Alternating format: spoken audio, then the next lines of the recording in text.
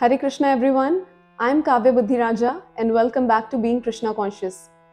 So why should we chant the holy name of Lord Hari? Why should we chant this Hare Krishna Maha Mantra?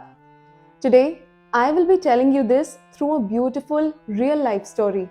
This story touched my heart when I heard it from the lotus lips of His Grace Amarendra Prabhuji.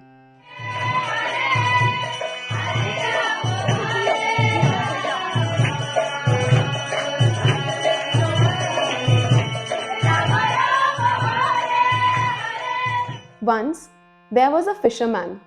As the name suggests, this fisherman used to catch fishes, sell them into the market to earn his livelihood. But due to a heavy competition, which means that due to other fishermen who had come to the same ocean to catch fishes, the overall income or the overall earning of this fisherman got reduced. So he did not have enough resources to feed himself or his family. So this fisherman came up with a plan. He realized that there is a kingdom nearby, and the king there has a very huge pond, a personal pond. So he thought of a plan that let me go to that pond, catch some fishes there, sell them and earn a good amount. But there was a very strong instruction by the king that no person was allowed to even come near the pond. So there was no chance of actually catching the fishes there and selling them outside. So this fisherman came up with a strategy. Now what was the strategy? He thought that I will enter inside the kingdom in the disguise of a saint, of a sadhu.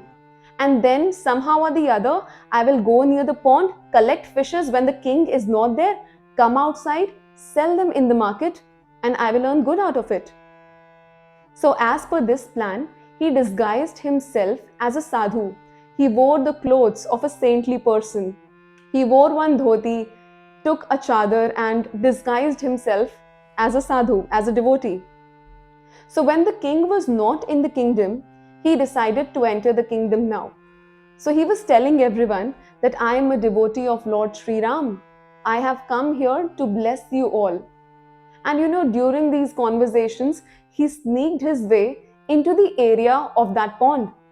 Now the king was not there. So it was a good opportunity for this fisherman who was actually disguised as a sadhu to take out all of his equipment and to start catching the fishes. Now as he was about to do this, he heard that the king has entered the kingdom with all of his army and all the horses galloping their way. Now the fisherman was trembling. He was so fearful that the next moment he decided to bury all of these equipment, the fishing rod and everything related to fishing inside the ground, and he sat there in a very fearful situation. So he decided to take some mud, put some mud marking all over his body as if he's a great sadhu with a lot of ashes. So he was just sitting there pretending to be a devotee who was actually a fisherman, and he was very fearful. Now when the king entered, he saw that a person was sitting right beside the pond. He was furious. Now as the king came nearby, he saw that it is actually a sadhu who was sitting there doing his sadhana, constantly chanting the names of Ram. This sadhu, who was actually a fisherman, was chanting Ram, Ram, Sri Ram, Ram, as if he's a great devotee. So the king paid his humble obeisances to this sadhu and welcomed him. This fisherman was so afraid for his life. He thought that if the king catches me, I am gone. He will give me death sentence and I will have nothing to do about it. So as they went inside, the king welcomed him very opulently, made all the good arrangements for him, and then the king asked that why had the sadhu arrived in his kingdom. So this sadhu, who was actually a fisherman, replied, "Oh dear king, I am very pleased with your welcoming me, with all these wonderful arrangements that you have made for me. I have come here to bless you and your kingdom. May you always be successful in all your endeavors. May your praja be always satisfied with you.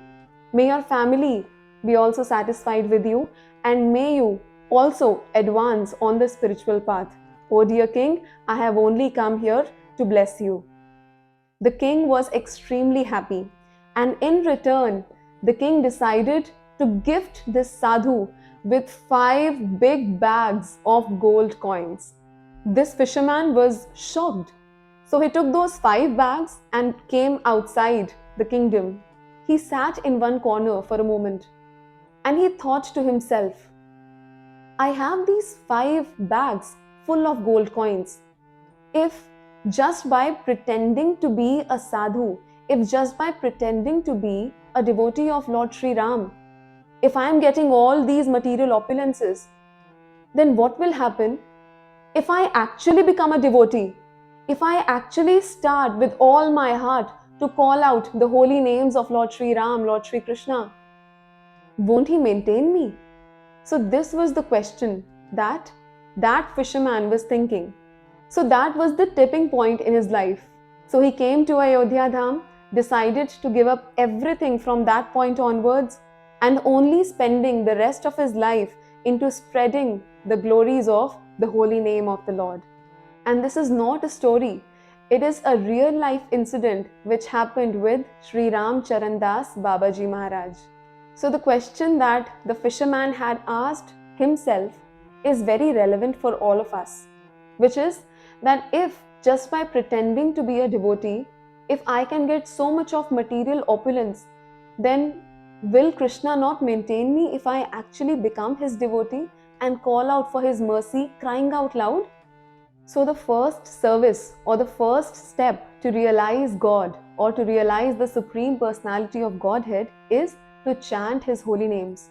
This Hare Krishna Mahamantra, which is Hare Krishna, Krishna Krishna, Hare Hare, Hare Ram, Ram Ram, Hare Hare. This Hare Krishna Mahamantra is known as Tarak Brahma Mantra. Tarak means Tarne Wala. That mantra which has the capability of taking you across this ocean of material existence. Tarak Brahma Mantra. So we should keep chanting this Tarak Brahma Mantra, this Hare Krishna Mahamantra, which is the first step towards the realization of the Supreme. So this is the glory of the holy name that Sri Chaitanya Mahaprabhu himself has given to all of us through Srila Prabhupada and all the other Acharyas. Hare Krishna, Jai Srila Prabhupada, Jai Jai Sri Radhe Shyam.